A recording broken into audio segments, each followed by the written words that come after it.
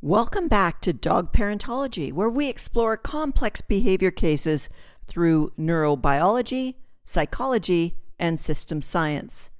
We take deep dives into the real-life challenges of living with and supporting dogs with difficult behavior histories. It's season 2, and in our very first episode, we start with a powerful conversation with Roman Gottfried of Holistic Dog Training, packed with insights for both dog parents and professionals. We begin with one of the hardest conversations I have in my practice. When a dog parent calls me and tells me, "We've tried everything. The trainer didn't work. The vet isn't helping. If you can't fix this, we're putting the dog down." And I tell them, I won't take you on. Why, you may ask? Because once that door is open, it becomes an easy exit the second things get difficult. And behavioral change isn't easy. For example, it takes a minimum of 3 months, and there are ups and downs. That's exactly where my conversation with Roman begins, but it doesn't end there. First, you should know that Roman is a holistic behavior consultant, an advocate for trauma-informed canine care, and someone who has spent years working with dogs that others would call too far gone. Like me, Roman comes from a corporate background, having worked as a product engineer, which means he thinks in systems naturally and applies a true understanding of the term holistic, meaning beyond the dog to all the influences that allow behaviors to emerge. Second, Roman challenges the outdated siloed approach to dog behavior, where vets, trainers, and behaviorists often fail to collaborate, leaving dog parents unsupported and dogs without options. Because of his system-based thinking, our conversation extends beyond just behavioral strategies. It explores the entire ecosystem around the dog and how healing must happen on multiple levels. In this episode, we discuss how trauma in dogs is often misunderstood and what the real red flags are. Why early life experiences, including breeding and socialization, shape behavior long before problems arise. The disconnect between trainers, vets, and dog parents, and how better collaboration could prevent so many unnecessary struggles. The role of intuition in dog parenting, why dog parents often know more than they think, and how to refine that knowledge instead of dismissing it. The future of dog rehabilitation, what needs to change in the industry, and what success actually looks like. This episode is filled with insights, personal stories, and actionable takeaways to help dog parents and professionals approach behavior rehabilitation in a truly integrated way. And for patrons of the show, we're creating a listening guide to accompany this episode, a resource that helps you track key insights and take notes on what applies to your dog and prompts you with questions to reflect on after the episode. If you'd like to access this guide and want to support this podcast, you can become a patron today at the link in the episode notes, all for the price of treating me to a small coffee.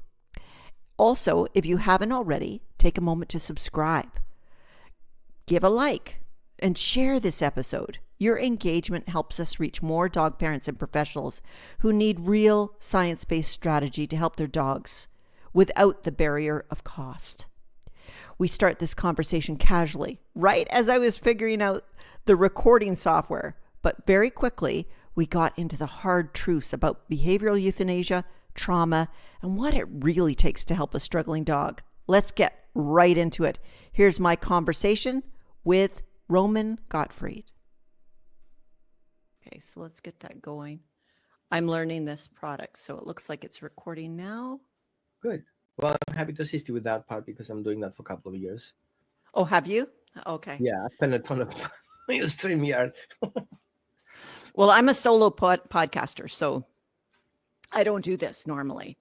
But anyway, what we were saying is I do get calls that say they want permission to put their dog down. And in many cases, they've talked to me too late. They've already made the decision. And as a matter of fact, Roman, I have to tell you, if they come to me and state like they want to work with me and with the dog, but if I can't do anything, they're going to put the dog down. I tell them, no, I'm not going to work with you. Because the minute that's on the table, it's like a really easy trap door that they will pull the second Definitely. it gets hard. Oh, you failed. Not pushing that to you, obviously. Yeah, I Yeah. agree. Yeah. So tough times. On that side, what I was thinking about doing today, and it's if it happens or it doesn't, that's my husband in the background that's now being Hi, recorded. husband. Oh, we need the dogs here. Oh, he's taking the dog. No, the dog is going to be click-clacking on the floor. Oh, Usually she'll sit here, but she's just after lunch for us, and she will be like a little bit restless before she can settle. So, are you East Coast North? Up north? yeah, I'm in. So if you think Toronto, we're just north of Toronto. If you're Oh, familiar okay. with that. Yeah. Where are Gotcha. you? I was wondering that too. I'm on the other side, Oh, are Eugene, you? Oregon. Oh, in Oregon. Oh, Yeah. okay. I've I been there used to be before, but a I long used to time be in ago. Connecticut a couple of years back, but Oh, okay. What I was thinking for today, just to go over, and we can decide if we want to do this or not, Mhm. but there was a very interesting case. And of course, we were talking before a lot of issues happened for both of us. And we were talking about a Cavalier Spaniel, a case that came across my desk. And I just finished one from Anchorage, Alaska, funny enough. But I Mhm. get people writing from me from all over the world asking for some help. And that's unpaid. That's just me helping them out because they've seen something I've done and say, hey, can you help me out? And I just say, yeah, sure. And then, so I had this Cavalier Spaniel come across my desk, and there was a lot of oddness to it. And I thought it was an interesting case for us to talk about. It's not really a case. It's more like, here's things that fall onto my desk, and what do you do with them? So it's not about coming to full resolution, but at least the steps to help a dog parent get started and moving forward. And you and I are so aligned when it comes to dog parenting and, of course, compassionate and kind care to all living beings. So I thought that might be of interest, but it does present some interesting questions that we can ask of the case and flow from there. As I'm in this middle of this huge move, and I don't even know whether we're going to land on this place. I thought we were, but then we got the inspection report today, which we've been, Tell me about that. oh, yeah, you know about that? Okay. Yeah, I don't know. Anyway. Put some good energy on it. Put some good energy on it. Yes, you're right. You're right. Yes, good energy. Yes. We let Okay, me see. so Maybe I I'll think tell I you, I'll have. tell you about the areas as if I'm Go a ahead. caller, Yeah. if you'd like. Okay, so I'll just tell you the general part is that I'm going to call it the dog star because I don't Okay. like to use the real names. So there's general timidity. So this is a dog that came from a purebred breeder. And there's some challenges with that whole concept because not concept, but the person where they're not sure that it's actually a purebred breeder or her standards. The dog came really timid. So avoidance behaviors, hiding, not engaging with humans or the environment. It was cringing and tensing when touched, indicating a fear, potentially. It could be other things. There was physical concerns. There was initial dehydration, which makes you really question the breeder, dry eye, and a history of ulcers. And this was a puppy. Fragile body condition described as bony. Then the dog was triggered by loud noises, sudden movements, and interactions with other dogs. There was obviously a behavior of avoidance of the adult son that lived in the house. There was barking and hiding. There was a reluctance to walk on leash, but that's been improved to some degree, she said. There was extreme startle response, potential trauma-induced responses, which you and I will get into for sure. And then the caregiver talked about preferring being hand-fed and avoiding dishes on the floor. Just in an intervention we did very briefly, we helped her with that. She got past that. That was so simple. And then meal times involve hiding in crate or behind furniture. So there's a lot of fear here. Yeah. So when we look at this, what are some of the red flags that we see that might indicate trauma or attachment issues? All of them, right? Right. Go ahead. When we're dealing with this kind of information, there is the owner's story that we have to filter out. That's And true, then yeah. there is a dog's story, the real story. The dog doesn't tell his story, but he shows the story. So what we can do is start reverse engineering based on all these clusters of behaviors, what is likely to have happened. So we have nutritional issues. We have startle responses. We see the dog has problems with touching. So that alone speaks loud neglect. And that includes a lot of Yeah. things, right? So basically, in the very early stage of the puppy, without having any clue about the puppy itself, I'm just grasping what I got. I would say just the biological needs are deficient. So my main focus would be looking into recreate a somatic experience of what have happened, create a kind of a new scenario where your dog is going through from scratch what could have happened. Now, I don't remember the dog's age. Oh, what was the dog's age? Just a second. So the dog would definitely be probably about 6 months old. Okay. That will 6 fall months. into the category early puppy trauma and eventually pre-existing trauma, Yeah. pre-birth trauma. So if their Yes. parents had that Yes. particular trauma, there's a lot of information coming down the line, which means it sounds to me like a backyard breeder or commercial breeder, like facility breeder. And that comes in with so much heavy load, lack of early puppy development, definitely emotional and social underdevelopment, plus nutritional deficiencies. So I would definitely start with a vet visit, but Yeah. a holistic vet visit so we can rule out kidney issues, thyroid issues, immune issues, because all these things and digestive issues and parasites, all these things have to clear it out. And I would go to definitely integrative or at least holistic vet. And one of the things that she's also mentioned from an observation perspective are signals that show neurobiologically that there is some impairment of the limbic system, because when we're dealing with, and in the limbic system, of course, is the executive functioning, the way that we make our decisions.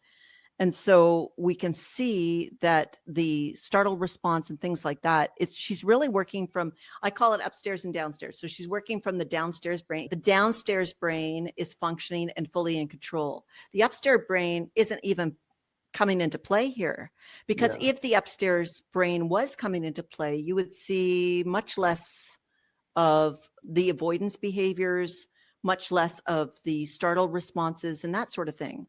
So I agree with you completely. Vet is first. Let's get rid of any sort of parasites, biological issues. But many vets here that aren't studying behavior systems thinking or systems dynamics in dogs don't think about the feedback that can happen in a neurobiological loop, whereby that bottom part of the brain, that amygdala, goes, I got all these problems, and doesn't feed up to anything that's, I always call the upstairs brain, like the oversight, the boss. And there is no boss right now. That doesn't mean that there can't be a boss, but right now there's nobody helping that poor pup make a decision except for survival, which we see it seems like that dog has been consistently under stress. Like the dog hasn't chronic had stress. time to get out of that. So we're looking about a chronic situation here. Yes, And absolutely. just comparing gut's brain axis, that can also influence the decision. If the dog has a digestive issues, and definitely dogs with neglect have digestive trauma, if you see that from an energetic perspective, it's a stuck trauma. So the dog would not be able to function if that stuck trauma is not released. Couldn't agree with you more on that one. That's for sure.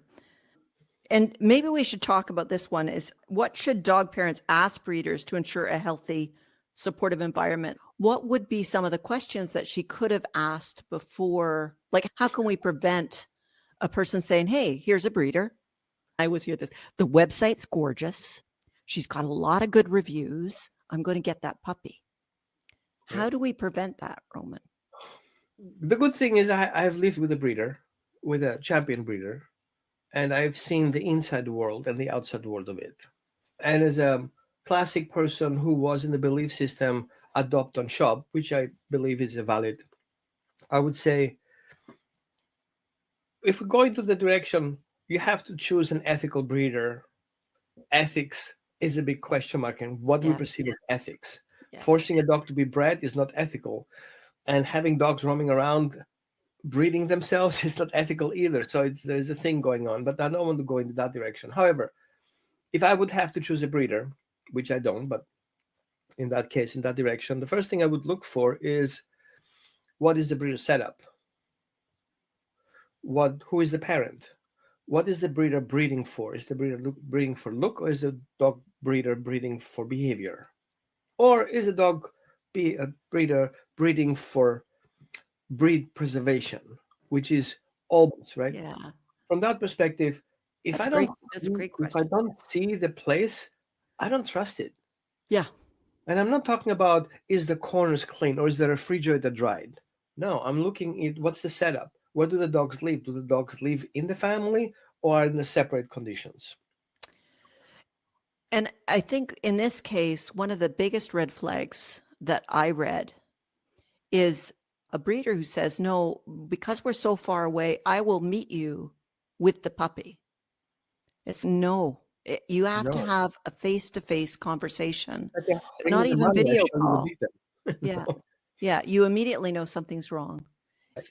It should be as obvious as if an electrician showed up to your house to do electricity work and all he has on him is a wrench. You should have red flags. So I think for anybody listening to us right now that is thinking about purchasing a puppy from a breeder, regardless of the ethics of that choice, which I'm not getting into, but if you should want to purchase a pup, then the challenge becomes making sure that you're able to travel to that place and actually be able to have a one-on-one conversation.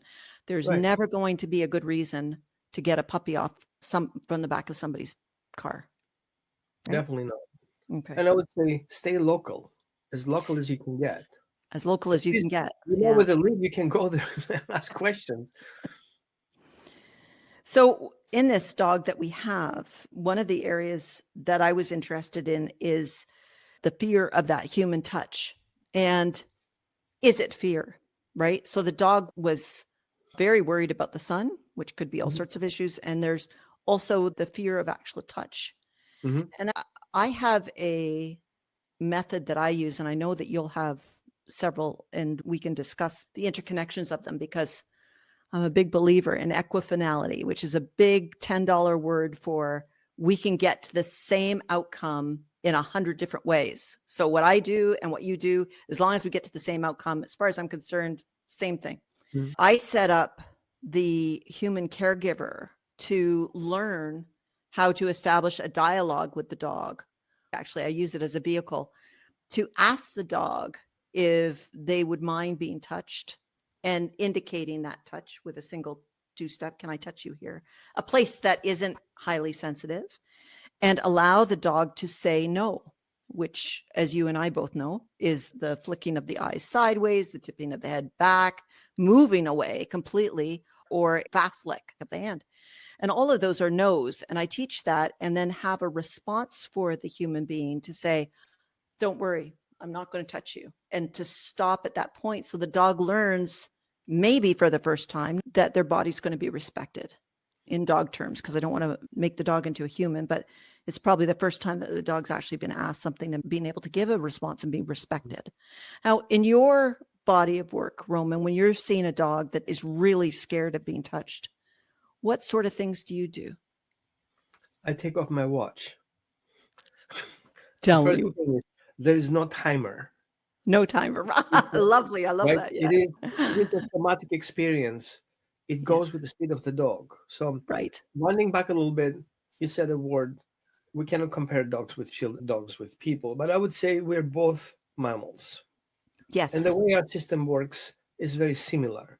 We may have, dogs may not have ego, we do. But so if we go down that level, they have similar family systems. We have similar family systems. They have most of the feelings that we have, just more complex feelings. We have ego, they don't have ego. We can literally go very close comparing what dogs feel about certain situations. So consent, as you mentioned, is the vehicle to building trust. Yes. And one of the core steps to healing trauma and creating a solid, secure attachment relationship is building trust. So if the dog doesn't trust my hands, which the dog doesn't understand as a young puppy what hands do, because hands behave like mouths. And if Yes. our hands behave like mouths, the dog thinks he's being mouthed at, which is uncomfortable because he's being attacked by two hands from his perspective, right? Yeah. And that makes the dog vulnerable. So if we behave like predators and the puppy in that vulnerable stage, the first experience of not feeling safe causes a chain reaction of things. And I'm talking of this kind of chain reaction of things, right? Yeah. And so from that perspective, I would say if we wind back, consent and let the dog make a choice if he wants to return. Now we have this need for the dog for connection. That's great. But that connection isn't following the dog. The puppy comes to the connection. The connection is just there. The puppy plugs in. Yes. And that is a healthy connection. If we chase Hmm. the puppy around, we're going to show up as predators, which is not what the puppy needs. All we have to do is create that safe environment for the puppy to have that ability in feeling safe to apply those connections, which in future makes the dog being more social. So that connection education is what the dog later on has a social experience. Yeah, and that's you just said a really key part for me is that I don't believe, and I know in your practice it's the same way, is that solutions have to have longevity. They have to be for the lifetime of the dog. You're building a relationship. Right. And so many things that I've heard from you and in our discussions, and even what you've just said, relate to creating long-term changes. And I know that when I'm teaching skillful dialogue, one of the things that I like is because when this has been taught, no, I'm not going to touch you, or yes, now I'm going to touch you because you said yes, Right, is right, that it can then be evolved into all sorts of questions. It might have nothing to do with the body at all. And so right. what you're doing, which is the same thing that you've just said, is we're establishing a level of a relationship.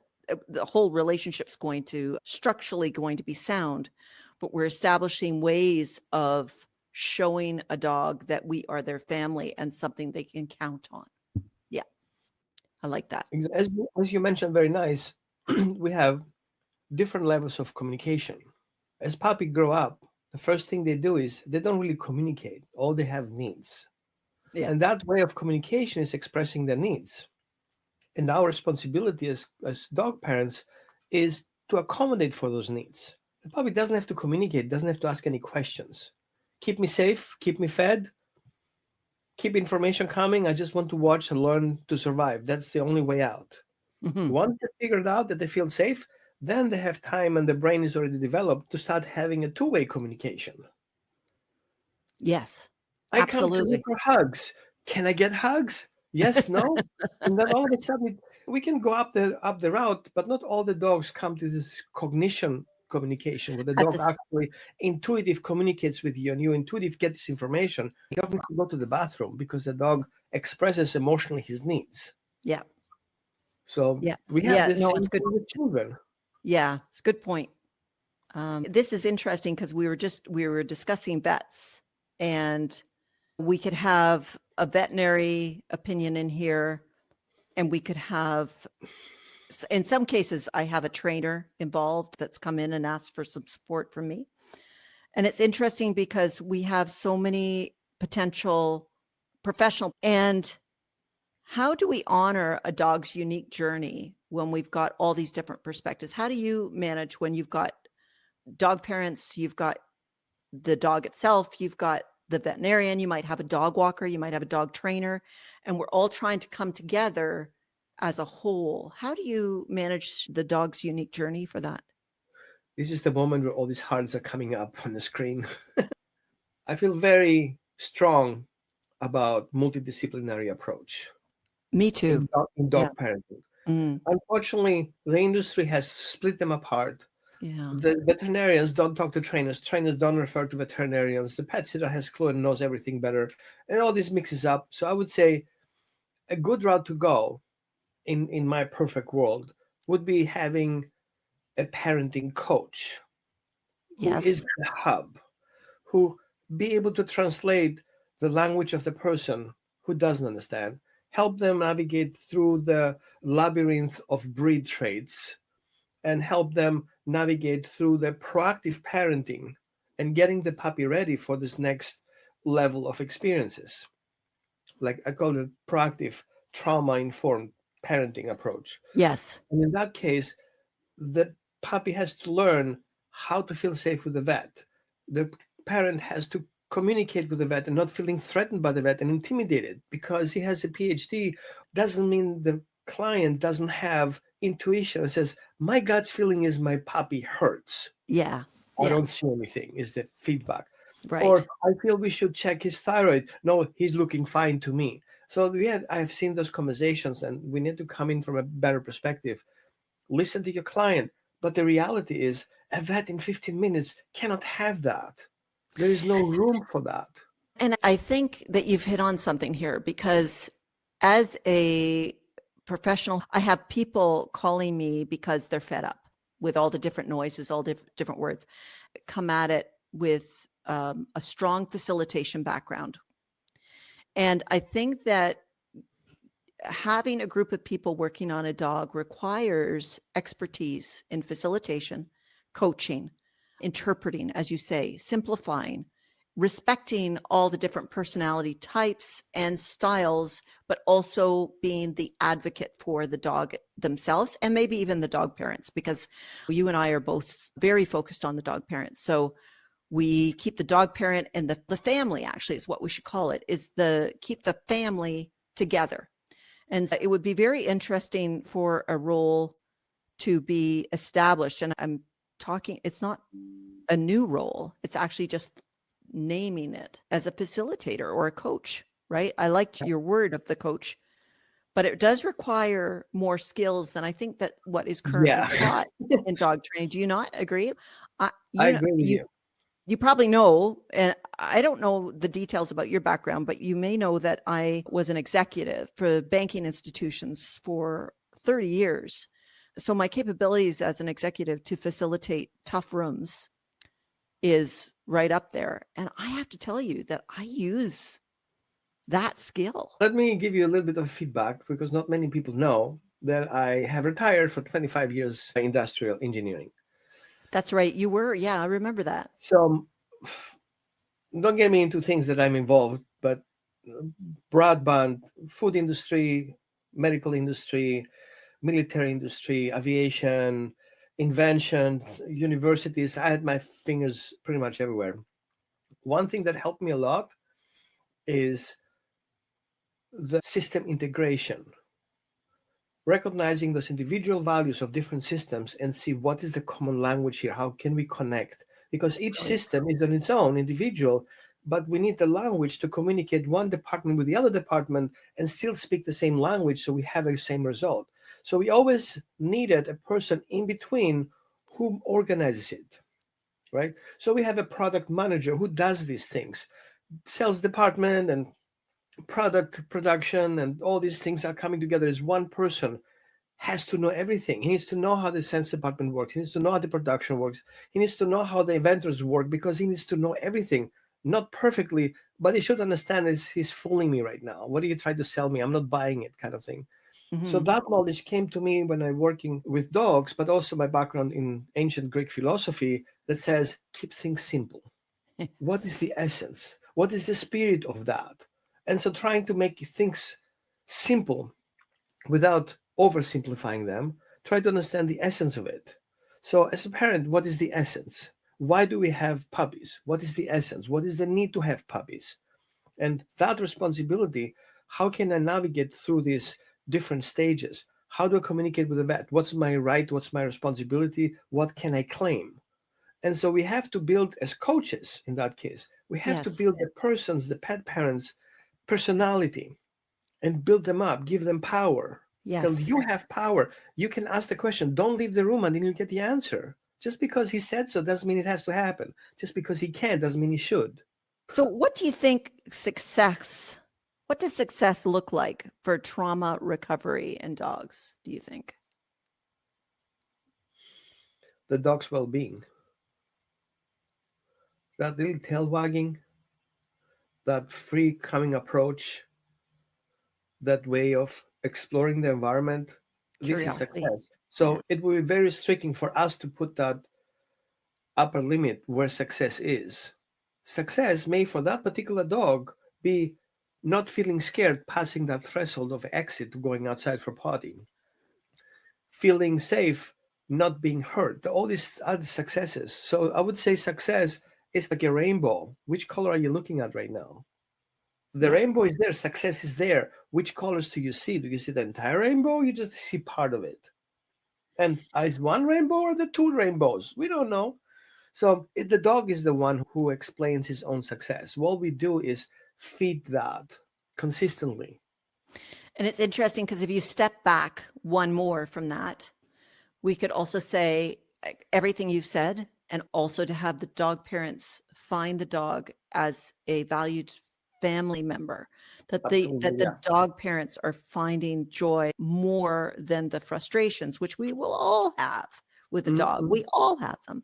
But the joy of that dog, that they're finding it, that I would put into the success of achieving a dog that's recovered from trauma, is also the family around them is now seeing that they are capable of helping the dog, and they understand that the pathway is not linear and that it will continue to have feedback loops, ups and downs, that they have that awareness and understanding that the joy that they're going to get out of their dogs during the growth of that dog is purely understood. I totally agree with you. I was coming from perspective, what's the success for the dog itself? Yeah, But yeah, the lens, yeah, as a the dog. professional, absolutely confirm with you, the success has to happen how this is becoming a unit Now, and how actually, sorry, Roman, I was just going to say, you talked through the lens of the dog. I talked through the lens of the dog parent. Let's talk about the lens of the professional. right. There you go. I would say that's my goal. I want to see the parents to be independent thinkers, being able to create the safe environment for the dog to thrive. That would be for me success. Telling me, hey, remember we had these issues? Yeah, I thought about it. And so I thought we should do that. And it actually worked out. And I'm like, yes, we're able to think through the process. We give them the foundation to start building on it. So, as a professional, when you think about the relationships you may have had to tackle in order to get to success, what is the success metrics around those relationships? Think about the vet and the dog walker and possibly another dog trainer. What are the relationship successes that you would see once you've gotten through this trauma recovery in a dog? Good question. The client to be able to make informed, trauma informed decisions, to choose a vet that is in alignment with the ethical considerations of the client and is able to listen to the client and able to listen to the dog at the same time. The other part is if I choose another professional, is the professional in alignment with my belief system and my ethical considerations, and be able to open up and ask questions that are in alignment with the dog's best. Right? I had a client the other day, he called me a message. I need to go vacation and I choose the one trainer that I used in the past. My dog stayed there 8 weeks. Okay. And I'm like, is that a good idea? Or how was your relationship with them? Oh, they were perfect. The dogs loved them. He was playing with his dogs. Yeah, this is your man. Be best friends Yeah. with him. That's where your Yeah. dog should stay the other day, right? Yeah. Yeah. And yeah, I feel And it's having interesting because I consider you as an equal, somebody that's a colleague of mine. And so I say to you, I believe you and I are the type of people that should challenge our fellow colleagues to raise their level of success, to include relationship building that goes beyond the dog parent and the dog, to go to the vet and any service provider that is within the dog's scope. And I'm even going to go further. I'm going to say, and if we can, when we can, that we also influence the community that's around the dog. And here's the thing with that, and I know that's a big thing, but I'm going to say it anyway, because when I'm dealing with dogs, for example, in a closed community like a condominium, one of the things we've done very successfully and made me feel like I had successfully helped a traumatized dog is that we sent out letters to not only the condo board, who was very upset with the dog barking all the time and some aggressive behavior in the hallways, and every neighbor on the floor of that dog and the people below.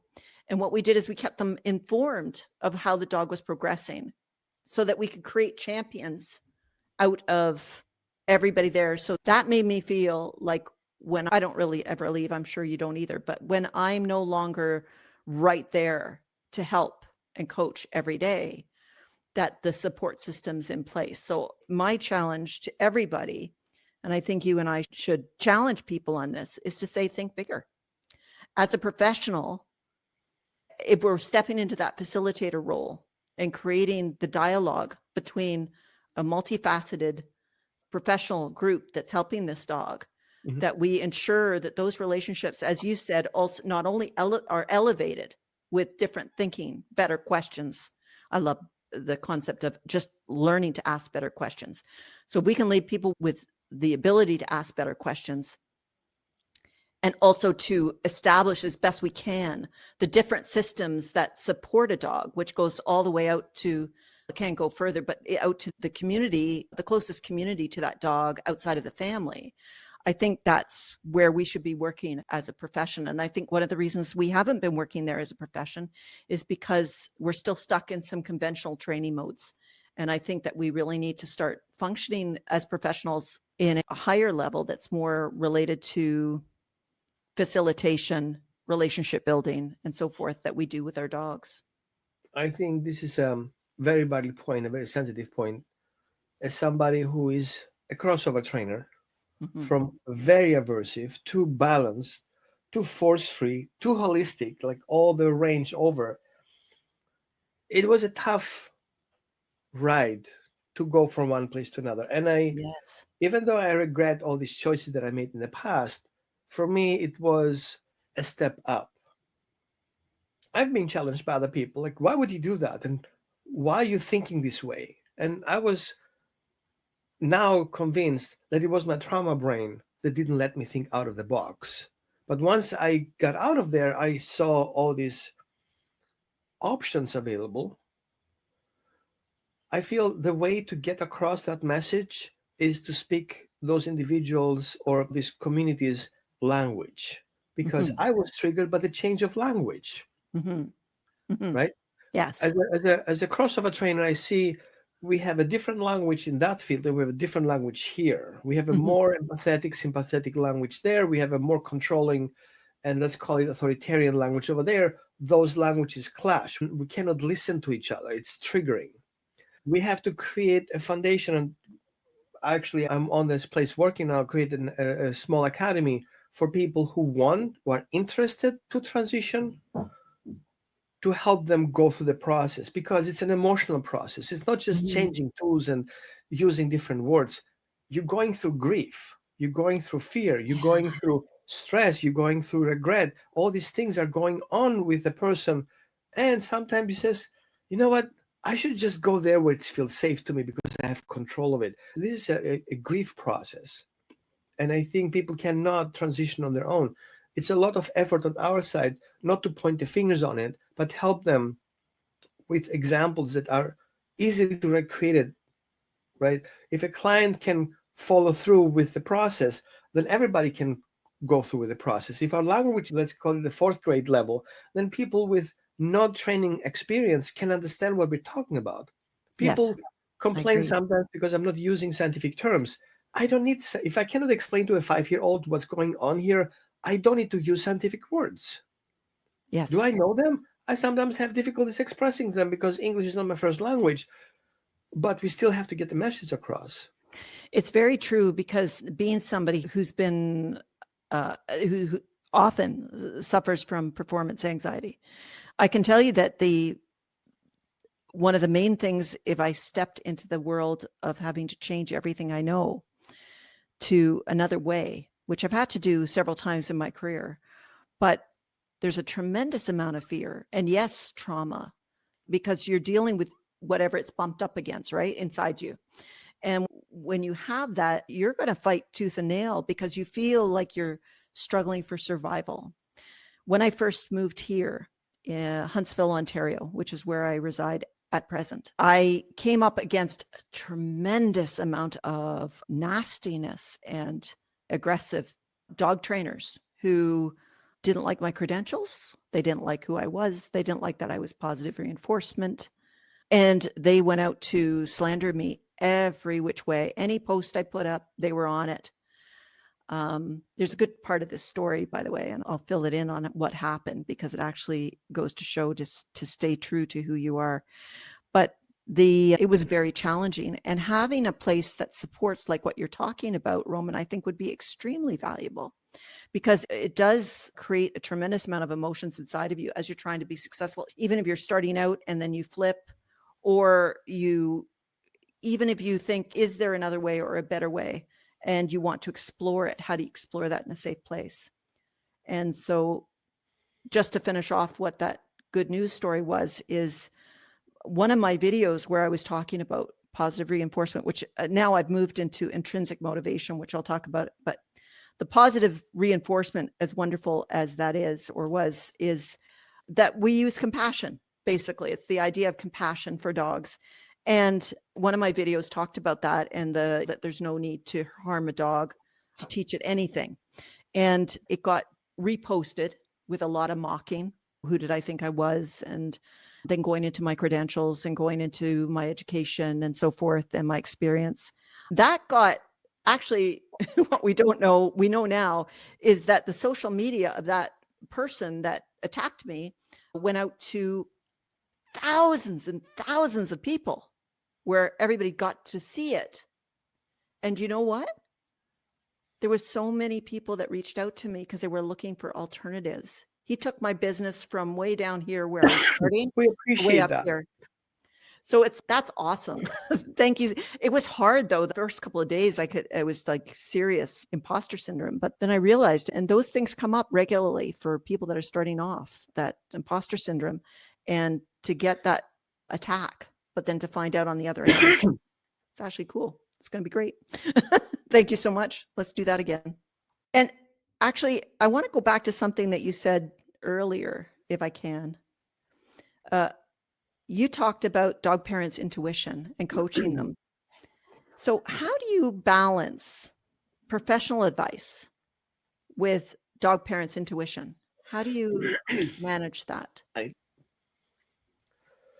So when we're working with clients, one thing that I noticed that people have intuition, and we have intuition with people. We feel our children and we feel our parents, and somebody is in need. It doesn't have to call us. We feel the need to call them. Hey, I have a dream and thought about you. Everything okay? So there is something, information out there that's tapping in. It's that emotional dimension that we can tap into. And so dogs have that too as species. They're social animals. They communicate with each other. Don't need to bark about it. They pay attention to their behaviors. But as Sheldrake specific said, dogs know when we're coming home. How do they know, right? And taking that in consideration, I ask my clients often to pick up that information. Are you intuitive? If you see your dog, do you sense sometimes he needs something, and then you do it and everybody's happy? Like right now, looking at your dog, how do you feel about it? Is there anything that you feel in your body, in your mind, in your thoughts, in your flavor that gives you an information? Oh, there is a need. Great. Okay. What need is that?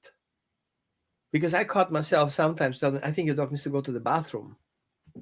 He just went to the bathroom. Yeah, but maybe not completely. oh my God, you're right. He just peed forever. Or like, I can feel it. You can feel it. It's out there. So teaching them to tap into that energy and trust their intuition is helpful if you go to the vet, if you talk to a person, if you communicate with your dog and your dog starts taking that information, they're going to talk more, they're going to express more. Not all dogs do. It's not that is like a blank slate claim dogs can do that. Some dogs do more, some dogs do less. I have a dog here who does it. He communicates a lot. It's Mhm. almost too much chatting. Some people, I don't want to hear it kind of thing, My right? dog talks a lot too. That's good information to have at the back. So in my mentoring program, I do have an intuitive class attached to it where people learn to start tapping intuition in different ways. Very interesting. That is so interesting. I don't really do one-on-ones anymore because I do the podcast to get more information out to a broader group. But one of the things that, because I really admire that position. Sometimes when I think about intuition is I'm dealing with a human being in front of me. I don't have the professional standing to say this person is traumatized, but everything from my own traumas tell me that I'm dealing with somebody that's traumatized. And their intuition can sometimes be wonky because of that.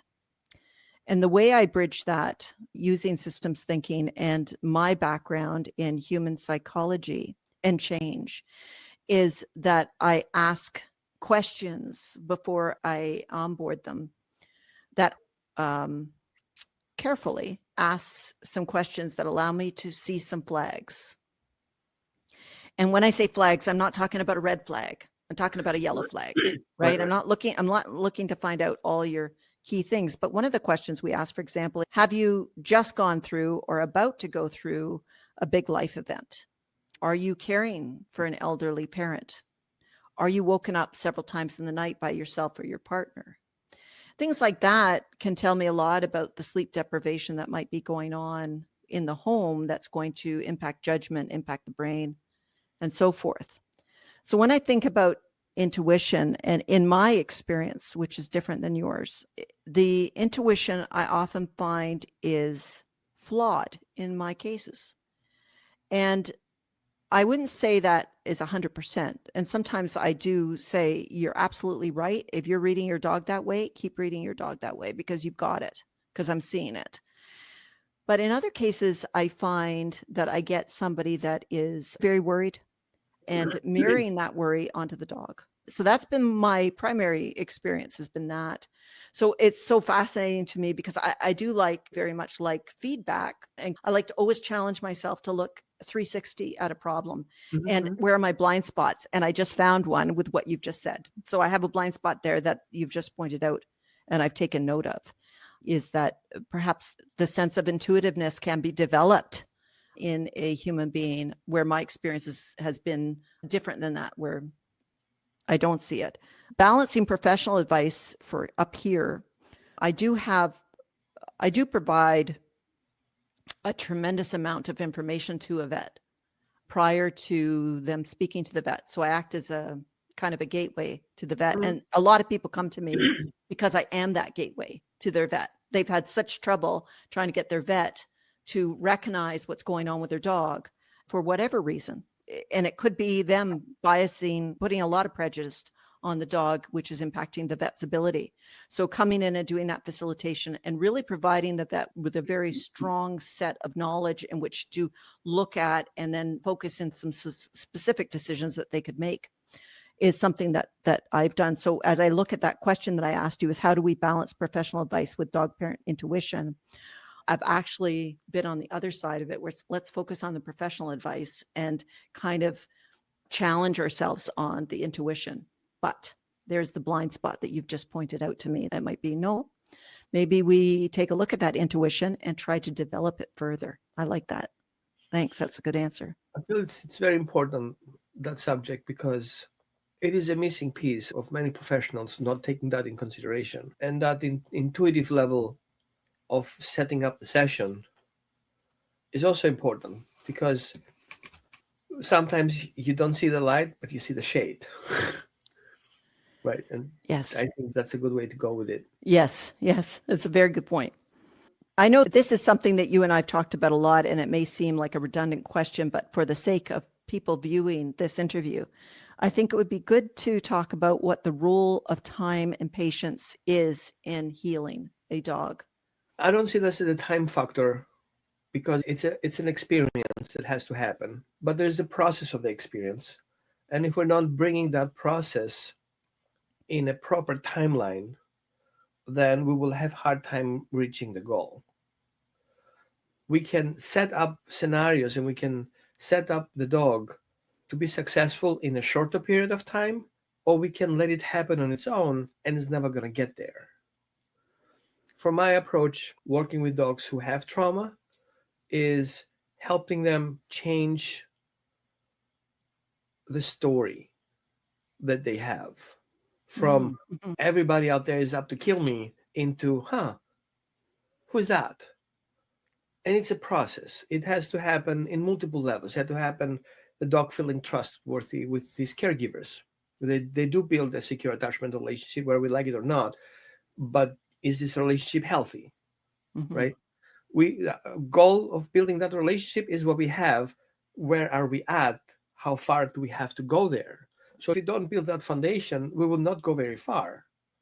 So the time will be longer. If we build that foundation and make sure the dog is healthy and all his needs are met and their relationship is fine, now we can go and say, okay, now that we have created a good relationship, now we are in synchronization with what we're doing and how we feel about things. Let's go out in the world and explore things. That can eventually accelerate the situation. And then if we set up the environment, even if that's a fake dog, exhibit a fake dog, for the dog who has a trauma brain, that is a reality. He sees that dog as a danger. His body responds to that. Right. Can I prove the dog? That idea that is a real dog can be questioned. And once the dog questions that, so that is a dog or not? What do you think about that? That is also a healing process. Having the dog communicate on his own free will, sharing his feelings with somebody he trusts, taking his feedback to make further decisions, it's also a healing process. It's all a healing process. If we look at the dog as a trauma dog, but if we look at a dog just not with a trauma, just a regular dog, we just be born, everything is fine, perfect world, it's an educational process. It's preventative to Mm. trauma. Yes, that's a good point. And then one of the things that I've found in my practice, and what I did in my practice, I have to say what I did, is I had a 12-week program. So that was it. And one of the reasons I did that from my corporate days is I knew I needed enough time to be able to make enough of an impact. And my concern wasn't the dog, it was the human being. And so they signed up for 12 weeks because I knew that in 3 months, that was the limited amount of time that I could make actually effective change in them and the way that they saw it. So when I think about time and patience, it's not, I believe in 12 weeks, we're going to get a really good start. I always say there's going to be a significant change in 12 weeks following our program. But there's the challenge, is I say following the program. And so when I'm putting down something that I'd like them to do and they don't want to do it because it's inconvenient, it goes back to what you just said, Roman, which is we could do something fast, but it's not going to be as effective as doing that long-term growth, that understanding that you've just explained so well of this being a journey, not a destination. And as I've mentioned at the beginning, I'm a big believer in equifinality, whereby there's multiple ways to get to the same solution, which is why I don't see any dog professional as being a competitor. Mm-hmm. I think we're all doing very good work. It's just different ways of getting to the same outcome. So when I get a dog parent that is pressuring me for results, the choice that I put in front of them is pros and cons, because this is what I learned to do as an executive, is you always put pros and cons down. If we do it fast, you will see only this amount of movement and it will probably go poof in a couple of months. Or we could do it with a longer run and you will have it for lifetime. Or, and this is the big one, you come up with a solution that we get to the same outcome in the same time with the same lifetime results. And it's important, again, as professionals to challenge ourselves to be open to a dog parent's both reluctance to do something and also open to facilitate a discussion where I know this is going to take more time. What do you suggest? And be able to be confident enough to say, as long as the outcome is the same, we can get there. And I have seen several dog parents come up with brilliant ideas that fit their lifestyle, and it's worked. And I wouldn't have seen them because I am not the Wizard of Oz. I'm not the man. I don't know everything. I really appreciate that you put that in place, and thank you for explaining the time process. Earlier, you mentioned that I see it from a dog perspective. I got stuck in the same trap again, telling you the dog perspective of the healing process.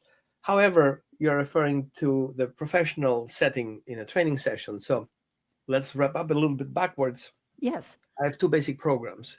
I have the secure attachment program. That's basically a 3-month program where I walk people through their 12 sessions, going through that experience of building that relationship. Beautiful. So they're going to see results the first session, second session, Yeah. third session, and it's going to build up, and more is going to happen. We build relationship, we build communication skills, we teach them how to see each other and recognize each other, paying respect to their feelings and on the boundaries and personal space. That is usually with dogs who don't have trauma. With dogs who have complex trauma, not have trauma is like a weird, they do have trauma, but it's not so intense that anybody's in a difficult position. For dogs who have complex trauma and they have a bite history and stuff like that, I have a behavior healing program. It doesn't have no end. It's open end. But I do have 14 sessions available, including 2 healing sessions. I use reconnective healing as a healing modality to address the energetic aspect of the trauma. It functions the same way it functions with people. Dr. Eric Perel has done an amazing work on setting that program up. And my wife, for example, she is specialized in animals, but also for people. So I grab her and put it in this program to address this invisible energetic aspect and trauma aspect, those missing connections that we need to have a progress. And I see a huge improvement. I think I've done over 200 sessions implementing that particular modality, which I've sworn it. But also we have individual sessions with people going through an emotional connection with the dog. This is more the spiritual aspect of it, having people understanding their connection they have with that dog. Why is this dog in your life? And what is the energetic and let's call it spiritual reason of that? So we look into that a little bit. It's more establishing that space, that safe space for them to explore and communicate in a different level. Not everybody's on that page. So if somebody is on that page, they're going to take advantage of it. Somebody who's not, that's fine too. It's going to take a little bit longer, and it's like difficult for people to connect really with a dog.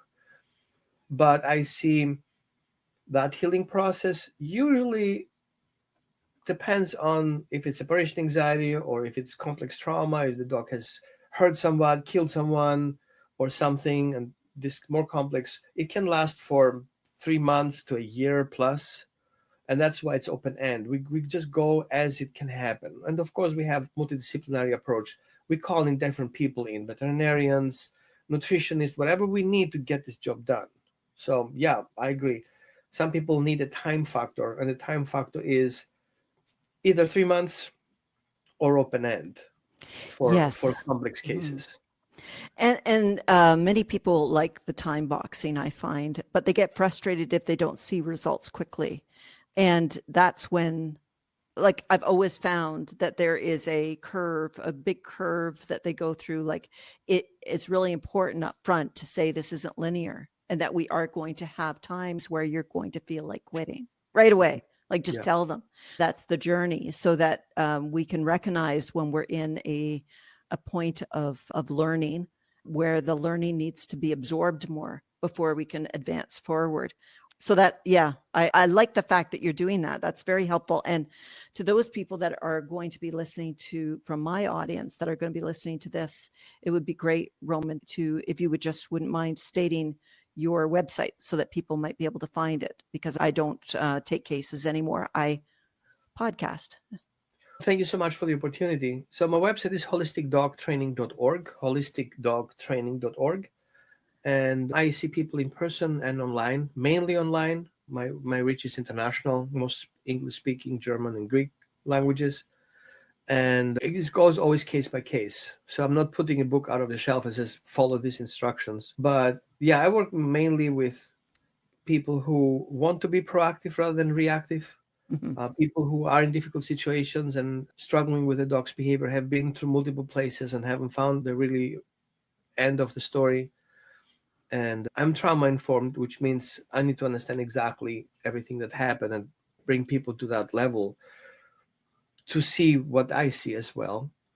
And yeah, that's I think this has been such an interesting discussion, because we've really gone across from a specific case to the human side of things, to the profession, and then back around to being able, what services need to be provided. So they definitely will have a good sense of who you are. From my perspective, I've decided to focus more on getting information out for free, making sure that people have my life work, which is really working in systems thinking, neurobiology, and psychology on complex cases with dogs, and letting dog parents learn as much as they can from the podcast to be able to keep dogs in homes, because we know that resurrendering happens a lot. We are packed here in Canada. All the shelters are packed with dogs having been rehomed again. So this is like after the COVID, they've just gone back into shelters, and that just continues the trauma. So the mission of the Dog Parentology podcast is to provide free information on a variety of topics that provide a systems thinking lens, so that we're looking at all the interconnected facets of why a challenge of behavior exists. And we put that out about once a month. That's well researched. Anybody wanting to tune into that, I ask you, if you just subscribe to the podcast, that helps keep the information flowing. So all the work I do right now, I don't earn a penny for. I'd like to at some point, but let's have YouTube pay for it and keep the information flowing. So I think we've done a good job here, Roman. And even though we can continue on, let's just close out the podcast, unless you've got anything else that you wanted to add to this. I appreciate what you do. And I'm not easily to get on a video and talk about things. So I appreciate the opportunity, and I love your perspective and your scientific approach in putting those things in place. And I wish you get a sponsor to have that going even further out, because this free information, just because it's free doesn't mean it's quality. But you put quality to that free information, people have a hard time grasping, because there's so much free out there, and your free is better than the other frees. I recognize that saying free automatically reduces the quality in people's mind.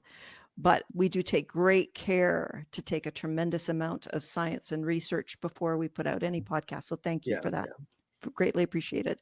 Thank you for meeting with me today. I'm curious to see questions from people hearing your podcast. So thank you so much for that.